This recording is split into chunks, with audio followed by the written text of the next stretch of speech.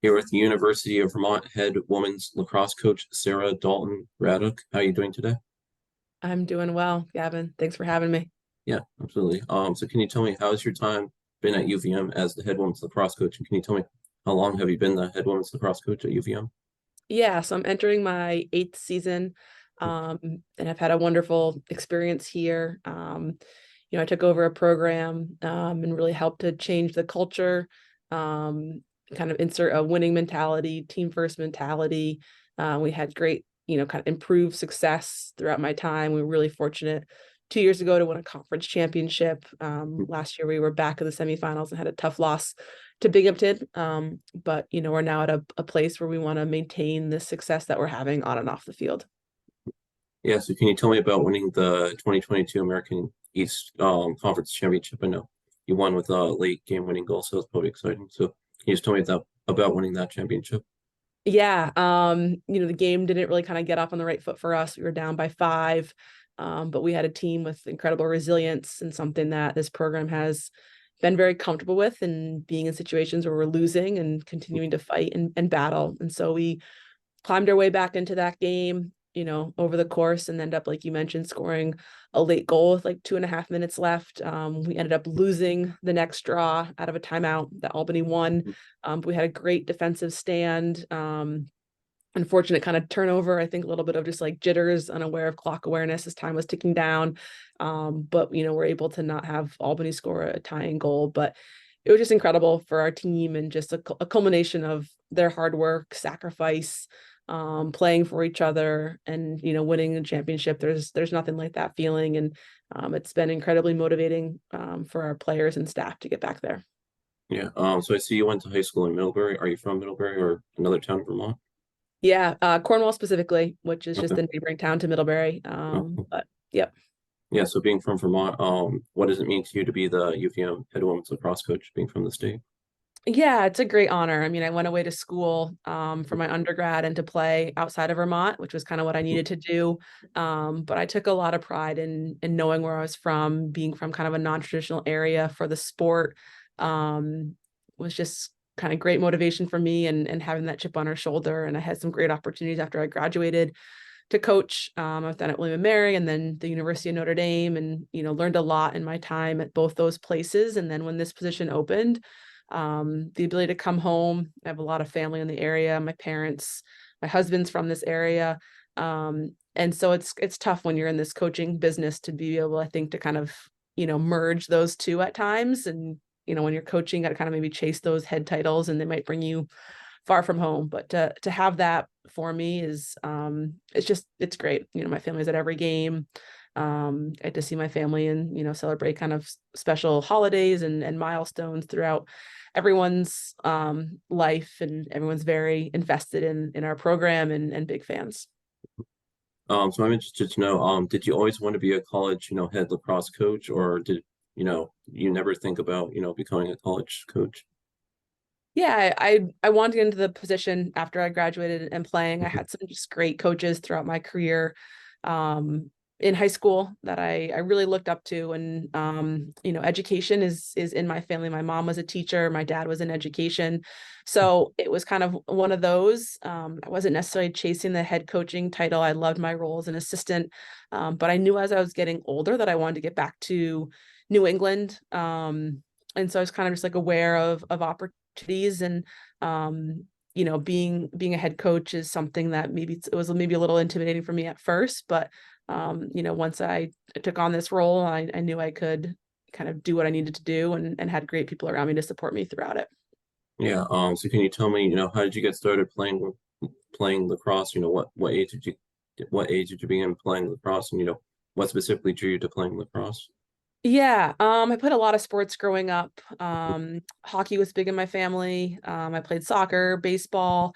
I was fortunate I was in a town where sports were, very successful at the high school level, but then we were right next to Middlebury College, and I watched a lot of championships there, from NESCAC to national championships, and their hockey programs, men and women, field hockey, and then lacrosse, men and women. And so I was able to kind of really see it, one at the highest level, but then winning. In our high school team was very successful when I was growing up. And so I saw, again, that success. And I think when you have the taste of winning and you know what it's like, one, you want to keep doing it, but then two, you just understand the hard work, the sacrifice, and the time that goes into it. So I wasn't really kind of maybe set until later in my high school career of like lacrosse is what I want to play in college, but I love the sport.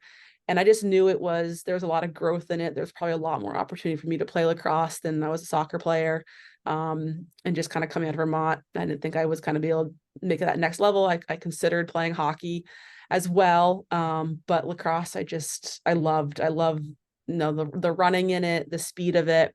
And I wanted to kind of make sure could play at the highest level, and that I had to make a choice then. So I had a great career, and it's brought me a lot of amazing places and met a lot of amazing people. Nice. You went to high school at Middlebury Union High School, where your team reached the championship game all 4 of your years, and you claimed the title as a freshman and senior.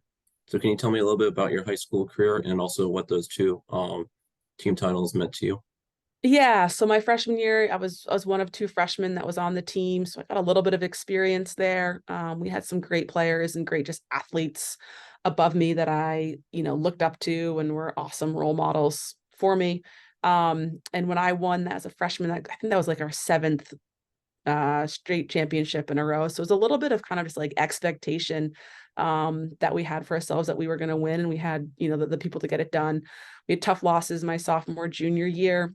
One just being the first team to lose in, a handful of years, and kind of how we did it, they were in overtime both times, against a really strong CVU team. So that was very humbling, very motivating to get back there. And then so my senior year, like, we were just absolutely determined to do whatever we could. And we got it done. And I think, when you're a senior, I was in obviously a very different position in terms of just like being a key contributor, being a leader, wanting to get us back to that position. And so I think obviously like my freshman year was kind of just like watching, observing, learning.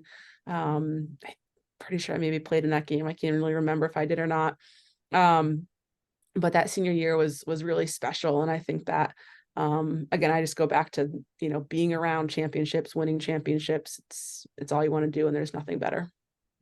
Yeah, so you went to Boston University. Can you tell me, what drew you to Boston University and how was your time playing collegiately for BU?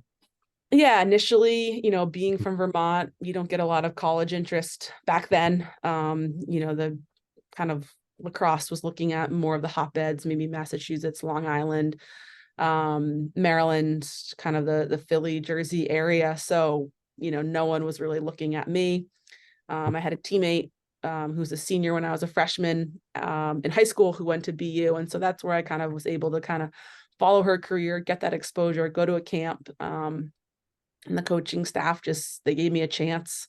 But I didn't really know a whole lot about just the recruiting process and, what you kind of had to put in there. But I was just determined to play. And I had an unbelievable career at BU. I mean, we won 4 conference championships. We're in the NCAA tournament every single year.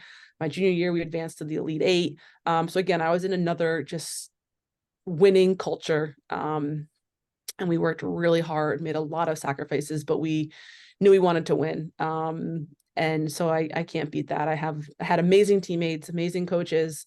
And I don't think I could have maybe gotten that experience anywhere else. And so I'm very loyal to those that gave me an opportunity to play there, the school as a whole, and helping me grow as a person, and just being this kind of little person from the state of Vermont. But yeah, it was awesome. I mean, nothing beats winning, but then again, just the friendships I had coming out of there, I loved. Yeah, you talked about all your success. So, what did all that success, winning all those conference championships mean to you? And also, what did it mean to you to be team captain your senior year? Yeah, I mean, it was just awesome to be able to represent our school, and to have that reward at the end of the season. I think there's just I've kind of mentioned this, but there's a lot that goes into being a Division I athlete, and playing a sport, and just the sacrifice across the board all year round, whether you're just like training on your own or you're practicing, and there's late nights and early mornings and all sorts of weather when you play lacrosse. And so when you can have it end in that, it makes it all worth it, and it makes you just want to keep doing it again. And then being voted by as a leader of your team it's an incredible honor. It's all about how you're representing your teammates and being there for your teammates, and um, motivating and holding your teammates accountable. And so to have them pick you to be in that position is, a big responsibility, and something that I was able to take great pride in as we just continued our tradition that we had there. So you were a member of the U.S. National Development Squad. Can you tell me what the U.S. National Development Squad is and what your experience was being a member of this squad? Yeah, so it was a model back then that they've gotten away from, but they basically had an elite team, and then they had a program and team under it, which was called the developmental squad. Kind of just if you're thinking like high school, maybe varsity, JV. The elite squad players were older, more experienced, better in a way. And then the other was kind of just like a model to help ideally develop those players and who would eventually become elite players. So I was with that program for 2 years. You have a couple training sessions a year. It was my senior year of college, and then the year afterwards. And then I hung up the cleats. So I just was kind of going through some injuries and some tough things that just kind of had me struggling. But yeah, I mean, just any chance to kind of represent your country. I probably didn't appreciate it as much as I should have when I was there. But I got to meet a lot of great people, play with a lot of great people, and just see lacrosse in a different way, and how the game can be played and where the game continues to grow, which is really cool. So prior to Vermont, you spent 4 years at Notre Dame. So can you just tell me a little bit about your 4 years and your experience at Notre Dame? Yeah, I mean, Notre Dame was a place I didn't even know anything about. I had to look where Okay. it was on a map. I'd seen the movie Rudy, but I didn't realize and recognize how special that university is as a whole. I mean, just the spirituality, the tradition there, the high level of academics, high level of athletics, and just really kind of seeing the branding that goes on with Notre Dame is unlike anything else. When you're wearing a Notre Dame shirt and you see someone, no matter where you are, anywhere in the world, I mean, they're going to say "Go Irish." And just being at those football games, I totally drank the Kool-Aid and being a big fan. And so I was able to really see an athletic department and a university at the highest level and functioning, and what they could give their student athletes and the resources that you had. Um, and so I'm really grateful for my time there and the coach that I got to work with and the type of student athletes that I got to recruit and coach. I mean, they're the best of the best. Um, and it was incredible. I mean, I absolutely loved it. I got so much out of my time there as a person, as a coach. And I wasn't looking to leave until this position opened up, and I knew I had to try and come home. I have three more things I want to ask. Something interesting about you is during the 2012-2013 season, you stepped away from lacrosse actually to work for College for Every Student, which is a nonprofit organization. So can you tell me about this organization and the work you did for them? Yeah, so the organization is founded by my father. Okay. It's a nonprofit that he started when I was really little. It's kind of gone through a couple different phases and name changes. But I was at just like a point in my career, I just didn't know if coaching was exactly what I wanted to be doing. I had kind of had lacrosse define me for so long, and I think I needed to take some time away for some personal reasons as well to realize just, how much I wanted to do, how much I wanted to be in coaching and the competitive environment, the relationships there, and just kind of see what else was out there. And so I am glad that I did, because I was able to really understand and learn about myself and realize like, okay, this is, what I want to try again. And I think it made me just better all around, and not kind of like being able to have like really my feet where I was and not kind of like one foot in, one foot out. So I worked with my dad. I was kind of helping with like directing programs they have in, different schools to go into low income communities and work with students of all ages, K through 12. They back then had a model around mentoring, goal setting, and I'm blanking on the last one, but you would really just kind of work with students and teach around there. We would bring kids on just college visits and just kind of raise college awareness. I mean, it was really at just kind of like striking the surface and just kind of introducing to them to what college was, opportunities, and also then as they got older, how that process worked. And so I've been very lucky in my life and the privilege that I have. And I know that's not the case for everyone. So it was a great opportunity to be able to give back and be in a different environment and even just being around my dad a little bit more and family, which was, really special to me. But, at the end of the day, I was able to have an opportunity to go back to Notre Dame. I call it kind of the mulligan I had in life. And I think that was important. And then being back at Notre Dame is, at the end of the day, like where I met my husband and kind of had a different kind of course of my life start. So I'm glad that I did that.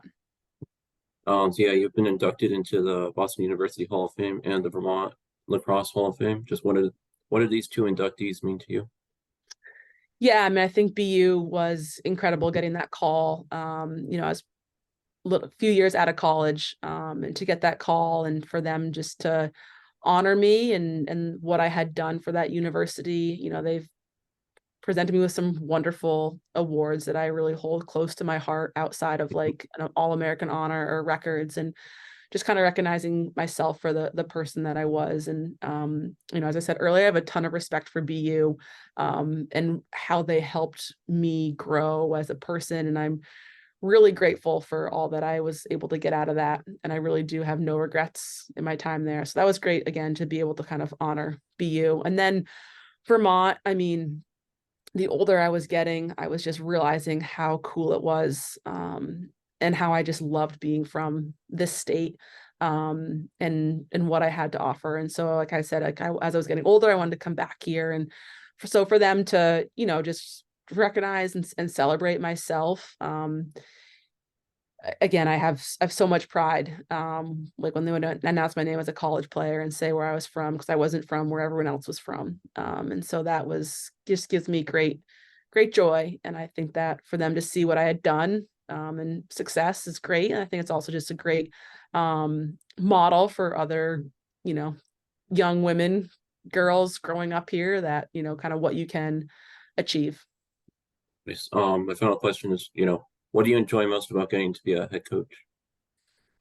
Yeah, I think, I love the relationships that I had to build and help these young women grow through their 4 to 5 years here at UVM as lacrosse players, but just people, teaching them about accountability and discipline and hardworking and pushing them, outside of their comfort zone and knowing they can go farther and have so much more to give than they already do. And then right now and just where I am in my life and having two young kids, when I get to really blend my family and my work life, that is probably the greatest joy that I have. And seeing my daughter loves my players love my kids. And that is good. And then the older I get, I guess, the last thing, the older I get, does not take away from how competitive I am. And so I love to win. I love to compete. I love game day. I love developing these players. And then, ideally we're winning more championships here and I get to see it through their eyes and see their success and that hard work and sacrifice pay off.